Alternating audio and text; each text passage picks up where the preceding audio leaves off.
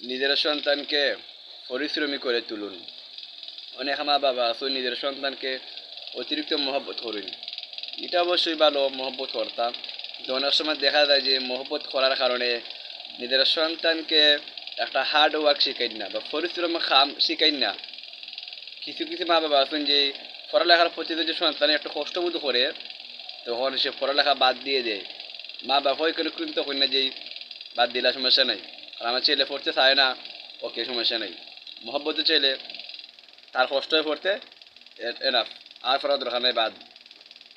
অনেক সময় দেখা যায় যে ছেলে সন্তান নামাজ পড়ে না, মা বাবাও একটা তাগিদ দিন না। কিন্তু এই যে মহব্বত, এই যে মায়া, এটা কিন্তু চিরকাল থাকে না। শুনতে কষ্ট লাগলো, এটা বাস্তব। একটা সময় কিন্তু এই ছেলে, এই মহব্বতের ছেলে কিন্তু আপনাকে গালি দিবে। গালি দিয়ে, আমি নিজে শুনছি এরকম গালি দেয়। কি বলে গালি দেয়? যে মা বাপে আমাকে পড়াইছেন না, ইসলামী শিক্ষা দিয়েছেন না, কোনো খাম শিখাইছেন না। বা এই জীবন চলাটা কিন্তু অনেক কঠিন। আপনি যে আপনার সন্তানকে মানে অলস বানিয়ে তুলরা, সে কিন্তু জীবন যুদ্ধে হেরে যাবে। আপনি যখন থাকবেন না তখন কিন্তু সে হার্ড ওয়ার্ক করতে হবে।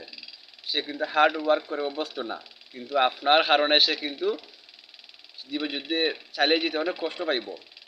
অনেক সময় দেখা যায় যে মানুষ নামাজ পড়তে চায়, আল্লাহ বিরুদ্ধে ভিতরে ঢুকে নামাজ পড়তে চায়, কোরআন পড়তে চায়, কিন্তু আফসোস ছোটোবেলায় মা বাবার অতি আদরে সে মক্তবে যায় নাই, ইসলাম শিক্ষা গ্রহণ করে নাই, তখন সে আফসোস করে। অনেক মা বাবা হয়তো মনে হয় সন্তানদের শুধু গড়ে খাওয়াই আর ফালোন, কিন্তু একটা খাম শিক্ষা দিন না, মানে লেখাপড়ার প্রতি একটা মনোযোগ দিন না। আসলে এই মা বাবা কিন্তু একটা সময় ছেলে সন্তানের চোখও, মেয়ে সন্তানের চোখও খারাপ হইন। সুতরাং প্রত্যেকেই নিজের ছেলে সন্তানকে পরিশ্রমী করে তুলবা, ভালো মানুষ করে তুলবা, এতে আপনারও ফায়দা, তারও ফায়দা।